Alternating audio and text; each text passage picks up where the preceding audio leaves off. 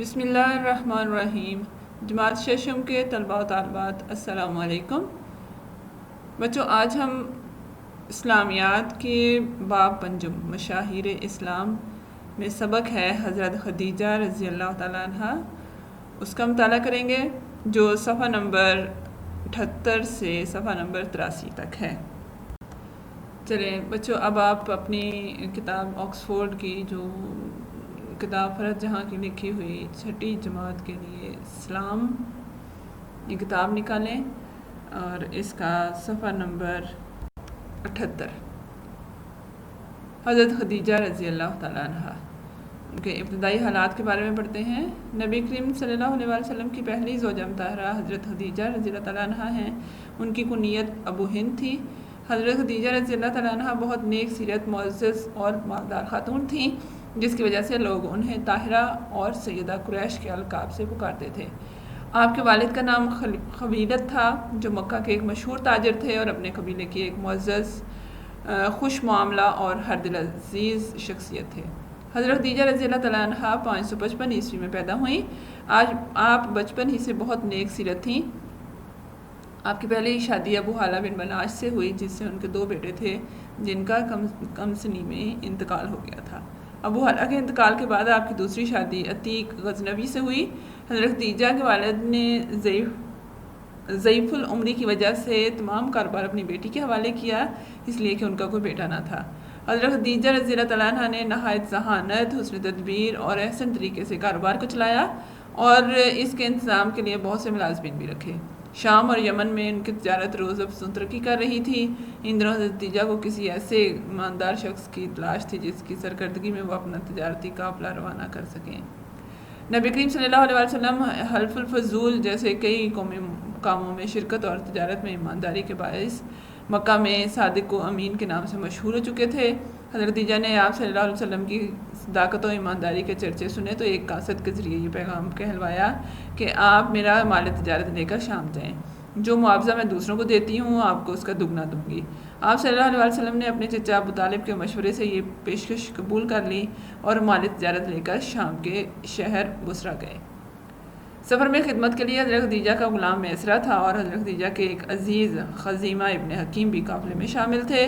مورخین کا کہنا ہے کہ حضرت خدیجہ رضی اللہ تعالیٰ عنہ کا تجارتی قافلہ قریش کے دوسرے تمام تاجروں کے مشترکہ قافلے جتنا بڑا ہوتا تھا۔ اس کے بعد اگلے صفحے پر دیکھیں، اس میں حضرت محمد صلی اللہ علیہ وسلم سے نکاح کے بارے میں ہے۔ نبی کریم صلی اللہ علیہ وسلم کی امانت و دیانت اور حسن معاملہ کی بدولت سامان تجارت دگنے منافع پر فروخت ہوا۔ واپسی پر میسرہ نے نبی کریم صلی اللہ علیہ وسلم کے کردار اور دیگر خوبیوں سے بھی حضرت خدیجہ کو آگاہ کیا۔ یہ تمام باتیں سن کر وہ بہت متاثر ہوئیں۔ حضرت خدیجہ بھی مکہ کے ان مومنین میں شامل تھیں جو بت پرستی کی بجائے حضرت ابراہیم علیہ السلام کے دین حنیف کو مانتے تھے۔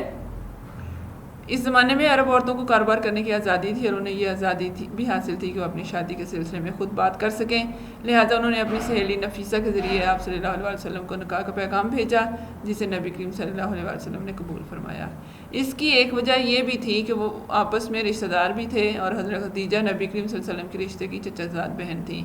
جب نبی کریم صلی اللہ علیہ وسلم نے جناب ابو طالب کو اس رشتے سے آگاہ کیا تو وہ بہت خوش ہوئے اور اپنے چھوٹے بھائی حضرت حمزہ کو شادی کے معاملات طے کرنے کے لیے حضرت خدیجہ کے گھر بھیجا۔ اس کے بعد نکاح کی رسم ادا کی گئی اور نبی کریم صلی اللہ علیہ وسلم نے مہر میں 20 اونٹ دیے۔ ایک روایت ہے کہ 500 درہم چاندی کے سکے حق مہر مقرر کیا گیا۔ شادی کے وقت نبی کریم صلی اللہ علیہ وسلم کی عمر 25 سال اور حضرت خدیجہ رضی اللہ تعالیٰ عنہ کی عمر 40 سال تھی۔ بعض مورخین اسے اختلاف کرتے ہوئے کہتے ہیں کہ آپ سے نکاح کے وقت حضرت خدیجہ کی عمر 28 سال تھی۔ جب حضرت خدیجہ کے نبی کریم صلی اللہ علیہ وسلم سے نکاح کی خبر قریش کے سرداروں کو ملی تو وہ بہت حیران ہوئے، کیونکہ قریش کے کئی سردار اور مالدار تاجر حضرت خدیجہ کو نکاح کا پیغام بھجوا چکے تھے، لیکن انہوں نے رشتہ قبول کرنے سے انکار کر دیا تھا۔ اب دیکھتے ہیں کہ نبی کریم صلی اللہ علیہ وسلم کی اولاد حضرت خدیجہ میں سے کون کون سی تھیں۔ ام المومنین حضرت خدیجہ رضی اللہ تعالیٰ عنہ سے نبی کریم صلی اللہ علیہ وسلم کی 6 اولادیں ہوئیں، جن میں 2 بیٹے قاسم اور عبداللہ کا بہت کم عمری میں انتقال ہو گیا تھا، اور 4 صاحبزادیاں حضرت زینب رضی اللہ تعالیٰ عنہ، حضرت رقیہ رضی اللہ تعالیٰ عنہ، حضرت ام کلثوم رضی اللہ تعالیٰ عنہ اور حضرت فاطمہ الزہرا رضی اللہ تعالیٰ عنہ تھیں۔ نزول وحی اور حضرت خدیجہ رضی اللہ تعالیٰ عنہ کا طرز عمل، یعنی جب وحی نبی کریم صلی اللہ علیہ وسلم پر نازل ہوئی ہے تو حضرت خدیجہ نے اس کے بارے میں کیا رویہ اختیار کیا۔ نزول وحی سے تقریباً 7-8 سال پہلے ہی نبی کریم صلی اللہ علیہ وسلم کی ذات اقدس میں نبی خصوصیات نمایاں ہونے لگیں۔ ابتدا میں آپ کو سچے خواب نظر آتے، اور پھر جب آپ تنہائی اور شہری زندگی سے اجتناب کی خاطر پہاڑ اور صحرا میں جاتے تو آپ کو درختوں اور پتھروں سے خود کو سلام کرنے کی آوازیں آتی۔ پھر آپ نے جبل نور کی بلندی پر غار حرا میں عبادت کے لیے جانا شروع کر دیا، اور کئی دن غار حرا میں تنہا رہ کر عبادت کیا کرتے۔ خاص طور پر ہر سال رمضان کا پورا مہینہ غار حرا میں رہ کر عبادت الہی اور غور و فکر میں مصروف رہتے۔ جب آپ صلی اللہ علیہ وسلم غار حرا میں جانے کا ارادہ کرتے تو حضرت خدیجہ آپ کے لیے کھانے کا سامان تیار کر دیا کرتی، اور جب کھانے پینے کا سامان ختم ہو جاتا تو گھر واپس لوٹ آتے اور کھانے پینے کا سامان لے کر دوبارہ چلے جاتے۔ ایسا بھی ہوتا کہ حضرت خدیجہ کھانے پینے کا سامان لے کر خود غار حرا میں چلی جاتی۔ اس وقت حضرت خدیجہ کو پوری طرح یہ احساس تھا کہ نبی کریم صلی اللہ علیہ وسلم کس دور سے گزر رہے ہیں، اور اس کی ایک وجہ یہ بھی تھی کہ آپ سے نکاح کے بعد جب حضرت خدیجہ اپنے چچا زاد بھائی ورقہ بن نوفل سے ملنے گئیں اور نبی کریم صلی اللہ علیہ وسلم سے متعلق اپنے مشاہدات اور شام کے سفر کے دوران پیش آنے والے واقعات بارے میں بتایا تو ورقہ بن نوفل نے کہا کہ جو باتیں تم نے مجھے بتائی ہیں یہ تمام اوصاف پیغمبر آخر الزماں کے ہیں۔ تمہارے شوہر اللہ کے پیغمبر اور تمام دنیا کے سردار ہوں گے، انہیں یہ اعزاز نصیب ہوگا، وہ نہ تو کسی کی سمجھ میں آ سکتا ہے اور نہ کوئی اس کے بارے میں سوچ سکتا ہے۔ جس سال پہلی وحی نازل ہوئی اس سال ماہ رمضان میں جب نبی کریم صلی اللہ علیہ وسلم نے غار حرا میں جانے کا ارادہ کیا تو حضرت خدیجہ رضی اللہ تعالیٰ عنہ آپ کو غار حرا تک پہنچا کر آئیں۔ جب آپ غار حرا میں جاتے تو حضرت خدیجہ پہاڑ کے دامن میں اپنے بچوں اور خادموں کے ساتھ خیمے لگا کر رہنے لگتی تھیں تاکہ نبی کریم صلی اللہ علیہ وسلم کے قریب ہی رہیں اور آپ کو خوراک اور دیگر ضروریات میں مشکل پیش نہ آئے۔ اس دوران کوئی چرواہا یا کوئی مسافر یا ضرورت مند اس راستے سے گزرتا تو حضرت خدیجہ کے خادم اس کے کھانے پینے کا بھی اہتمام کرتے۔ نزول وحی کی اگلی صبح جب روشنی نمودار ہوئی تو نبی کریم صلی اللہ علیہ وسلم غار حرا سے نکل کر جبل نور کی بلندیوں کی جانب چلے گئے، جہاں آپ نے آسمان پر حضرت جبرائیل کو انسانی صورت میں دیکھا جو مشرق سے مغرب تک زمین سے آسمان کی بلندیوں تک نظر آ رہے تھے۔ حضرت جبرائیل نے کہا، اے محمد آپ اللہ کے رسول ہیں اور میں جبرائیل ہوں۔ آپ صلی اللہ علیہ وسلم کافی دیر تک حضرت جبرائیل کو دیکھتے رہے اور وہ جس طرف جاتے وہ ان کے سامنے آ جاتے۔ اس دوران حضرت خدیجہ نے کچھ لوگوں کو آپ کو بلانے کے لیے بھیجا، اور جب ان لوگوں نے آپ کو غار حرا میں نہ پایا تو آپ کو تلاش کرنے لگے اور حضرت خدیجہ کو جا کر بتایا کہ آپ غار حرا میں نہیں ہیں۔ جب حضرت جبرائیل نبی کریم صلی اللہ علیہ وسلم کی نظروں سے اوجھل ہو گئے تو آپ اپنی رہائش گاہ پر تشریف لائے اور بہت فکر مند اور پریشان تھے۔ حضرت خدیجہ بھی آپ کے لیے پریشان تھیں، لہٰذا آپ نے نبی کریم صلی اللہ علیہ وسلم سے پہلا سوال یہی کیا کہ آپ کہاں تھے؟ میں آپ کی وجہ سے پریشان تھی، ہر طرف آپ کو تلاش کرنے کے لیے لوگوں کو بھیجا۔ نبی کریم صلی اللہ علیہ وسلم نے فرمایا، مجھے چادر اڑا دو، مجھے چادر اڑا دو۔ حضرت خدیجہ نے آپ کو چادر اڑا دی اور قریب ہی بیٹھ کر فرمایا، آپ پر خوف غالب معلوم ہوتا ہے، آپ کو کیا ہوا ہے؟ پھر نبی کریم نے حضرت خدیجہ کو تمام واقعہ سنایا، جس پر حضرت خدیجہ نے تسلی دیتے ہوئے فرمایا، آپ سچ بولتے ہیں، ایماندار ہیں، غریبوں کی دستگیری کرتے ہیں، لوگوں کے دکھ درد میں ان کے کام آتے ہیں، اللہ آپ کو تنہا نہیں چھوڑے گا۔ حضرت خدیجہ کو تسلی دینے کے بعد نبی کریم صلی اللہ علیہ وسلم کو کچھ اطمینان ہوا اور آپ کھانا تناول فرمانے کے بعد کچھ دیر آرام کرنے کے لیے لیٹ گئے۔ اس گفتگو کے بعد حضرت خدیجہ اپنے چچا زاد بھائی ورقہ بن نوفل سے ملنے مکہ گئیں، جو توریت اور انجیل کے عالم تھے، اور ان کو نبی کریم صلی اللہ علیہ وسلم کا تمام حال سنایا۔ حضرت خدیجہ کی باتیں سن کر ورقہ بن نوفل نے کہا، قدوس قدوس، یہ واقعات آثار قدرت میں سے ہیں، یہ وہی ناموس اکبر آیا ہے جو موسیٰ کے پاس آتا تھا، اور آپ اس امت کے نبی ہیں، تم انہیں بتا دو کہ وہ مطمئن رہیں اور کوئی اندیشہ نہ کریں۔ حضرت خدیجہ ورقہ بن نوفل کی باتیں سن کر نبی کریم صلی اللہ علیہ وسلم کے پاس غار حرا آ گئیں اور ورقہ بن نوفل سے ہونے والی بات چیت سے آپ کو آگاہ کیا، اور رمضان کے باقی دن آپ کے ساتھ غار حرا میں مقیم رہیں۔ جب رمضان کا مہینہ ختم ہوا تو آپ حضرت خدیجہ کے ساتھ جبل نور سے اتر کر مکہ آئے اور خانہ کعبہ کا طواف کیا۔ طواف کے دوران ہی آپ دونوں کی ملاقات ورقہ بن نوفل سے ہوئی۔ انہوں نے آپ سے پیش آنے والے تمام واقعات سنے اور کہا، آپ امت کے نبی ہیں، آپ کے پاس وہی ناموس اکبر آیا ہے جو موسیٰ کے پاس آتا تھا، لیکن آپ کی قوم آپ سے جنگ کرے گی اور آپ کو مکہ چھوڑنے پر مجبور کر دے گی۔ اگر میں اس وقت تک زندہ رہا تو میں یقیناً آپ کی مدد کروں گا۔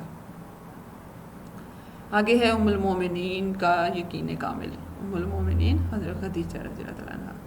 پہلی وحی کے بعد نزول وحی کا سلسلہ رک گیا۔ بعض روایات کے مطابق 2.5 سے 3 سال تک کوئی وحی نہیں آئی۔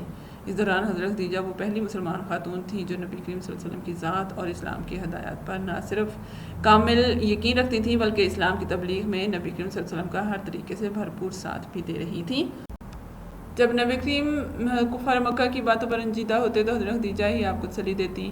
آپ فرمایا کرتے تھے کہ جب میں کفار کی کوئی ایسی بات سنتا جو مجھے ناگوار معلوم ہوتی تھی تو خدیجہ میری ڈارس بن جاتی اور مجھے تسلی دیتی، جس سے میرے دل کو سکون مل جاتا تھا۔ میرا کوئی رنج ایسا نہ تھا جو حضرت خدیجہ کی باتوں سے ہلکا نہ ہو جاتا ہو۔ تبلیغ اسلام میں معاونت۔ حضرت خدیجہ نزول وحی سے پہلے بھی غریبوں اور مسکینوں کی مالی معاونت کرتی تھیں، اور جب کبھی مکہ میں قحط کی صورتحال پیدا ہوتی اور کھانے پینے کی چیزوں کی گرانی بڑھ جاتی تو حضرت خدیجہ غریبوں کی پہلے سے زیادہ کفالت کرنے لگتی۔ اسلام کے ابتدائی 3 برسوں میں نبی کریم صلی اللہ علیہ وسلم نے خاموشی سے اسلام کی تبلیغ کی، جس کے نتیجے میں تقریباً 137 افراد نے اسلام قبول کیا۔ حضرت خدیجہ نے اپنی دولت اسلام کی تبلیغ اور فروغ کے لیے وقف کر دی۔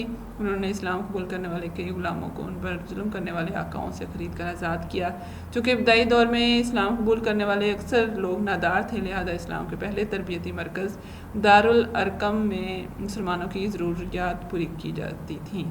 نماز پڑھنے والی پہلی خاتون۔ جب نماز فرض ہوئی اور حضرت جبرائیل نے آ کر نبی کریم صلی اللہ علیہ وسلم کو وضو کرنے اور نماز پڑھنے کا طریقہ سکھایا تو آپ صلی اللہ علیہ وسلم نماز سے فارغ ہونے کے بعد گھر تشریف لایا اور حضرت خدیجہ کو وضو کرانے کا طریقہ سکھایا۔ وضو کرنے کے بعد آپ نے حضرت خدیجہ کے ساتھ کھڑے ہو کر 2 رکعت نماز پڑھائی۔ اس کے بعد نبی کریم صلی اللہ علیہ وسلم نے حضرت خدیجہ مل کر تنہائی میں نماز ادا کرنے لگے۔ شعب ابی طالب میں محصوری۔ حضرت خدیجہ نے نبی کریم صلی اللہ علیہ وسلم کو اس وقت بھی ساتھ دیا جب قریش مکہ نے بنی عبد المطلب اور بنی ہاشم کے لوگوں کو شعب ابی طالب میں محصور کرنے کا معاہدہ کیا۔ حضرت خدیجہ بھی آپ کے ساتھ شعب ابی طالب میں محصور ہو گئیں، لہٰذا ان کا آبائی مکان دوسرے محلے میں تھا۔ حالانکہ ان کا آبائی مکان دوسرے محلے میں تھا جہاں سے وہ اپنا کاروبار چلاتی تھیں، لیکن وہ شعب ابی طالب میں نبی کریم صلی اللہ علیہ وسلم کے آبائی گھر میں منتقل ہو گئیں۔ حضرت خدیجہ کے محصوری کے یہ 3 سال بہت آزمائش میں گزرے، جس میں حرمت کے 4 مہینوں کے علاوہ شعب ابی طالب کی گھاٹی میں محصور لوگوں کو خرید و فروخت کا موقع نہیں ملتا تھا، لہٰذا آپ اور حضرت خدیجہ کے پاس جو کچھ مال جمع تھا اس سے وہ اپنی اور اپنے ساتھ محصور لوگوں کی ضروریات پوری کرتے رہے۔ 3 سال کی ان پابندیوں کا نتیجہ یہ نکلا کہ ساری جمع پونجی ختم ہو گئی اور گھر کی اشیاء بھی فروخت کرنی پڑی۔ پابندیوں کے آخری دنوں میں حضرت خدیجہ کے پاس ایک ہانڈی اور ایک پیالہ باقی بچا۔ ان تمام مظالم کے باوجود حضرت خدیجہ کے ماتھے پر شکن نہ آئی۔ آپ جب بھی باہر سے گھر میں رنجیدہ تشریف لاتے تو حضرت خدیجہ مسکراتے ہوئے آپ کا استقبال کرتی اور اتنے مشفقانہ انداز میں بات کرتی کہ آپ ان پریشانیوں کو نظر انداز فرما دیتے۔ نبی کریم صلی اللہ علیہ وسلم کی حضرت خدیجہ سے محبت۔ آپ حضرت خدیجہ سے بہت محبت کیا کرتے تھے اور ان کے بارے میں کوئی ناگوار بات برداشت نہیں کرتے تھے۔ ام المومنین حضرت خدیجہ کے عزیزوں اور ان کی سہیلیوں کی بھی بہت عزت کیا کرتے تھے۔ جب کبھی بکری ذبح کرتے تو ان کے گھروں میں گوشت بھجوایا کرتے تھے۔ ایک مرتبہ نبی کریم صلی اللہ علیہ وسلم نے حضرت عائشہ کے سامنے خدیجہ کے لیے یہ تعریفی کلمات ادا کی فرمائے: اللہ کی قسم مجھے خدیجہ سے اچھی بیوی نہیں ملی۔ وہ اس وقت مجھ پر ایمان لائیں جب سب لوگ کافر تھے، انہوں نے اس وقت میری تصدیق کی جب تمام لوگوں نے مجھے جھٹلایا، انہوں نے اپنا مال مجھ پر نثار کر دیا جب دوسروں نے مجھے محروم کیا، اور اللہ نے مجھے ان سے اولاد عطا فرمائی۔ دنیا کے اکثر معاشروں میں عورت کمزور اور مظلوم رہی ہے، لیکن حضرت خدیجہ کے ساتھ ایسا معاملہ نہ تھا۔ آپ ہر معاملے میں ام المومنین حضرت خدیجہ سے مشورہ فرماتے، ان کی ضروریات کا بے حد خیال فرماتے۔ نبی کریم صلی اللہ علیہ وسلم نے فرمایا کہ عورت اپنے گھر کی حاکم ہے۔ اب ان کی وفات کا ہے کہ 10 سنہ نبوی میں شعب ابی طالب کی محصوری کے دن ختم ہونے کے کچھ عرصے بعد حضرت خدیجہ کا انتقال ہو گیا، جس سے نبی کریم صلی اللہ علیہ وسلم کو بہت صدمہ ہوا، کیونکہ 25 سال کی رفاقت میں گزرے ہوئے ہر اچھے برے وقت میں حضرت خدیجہ نبی کریم کے ساتھ تھیں۔ ام المومنین حضرت خدیجہ کی آخری آرام گاہ مکہ کے قبرستان جنت المعلیٰ میں۔ چلیے بچوں، اب آپ نے کاپی پر صفحہ تیار کرنا ہے اور اس پہ آپ نے تاریخ دن لکھنے کے بعد سبق نمبر 11 حضرت خدیجہ اور مختصر سوالات جوابات لکھنے ہیں۔ یہ مختصر سوالات آپ کی ابھی جو ہم نے سبق پڑھا اسی میں سے ہیں۔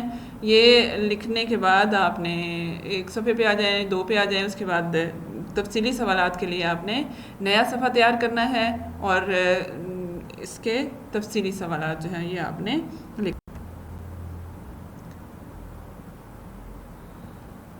یہ تفصیلی سوالات لکھنے کے بعد آپ اپنے یاد بھی کرنا ہے اس کو، اور بہت اچھی لکھائی میں اس کو آپ نے لکھنا ہے۔ آپ کا سبق ختم ہوا۔ اللہ حافظ۔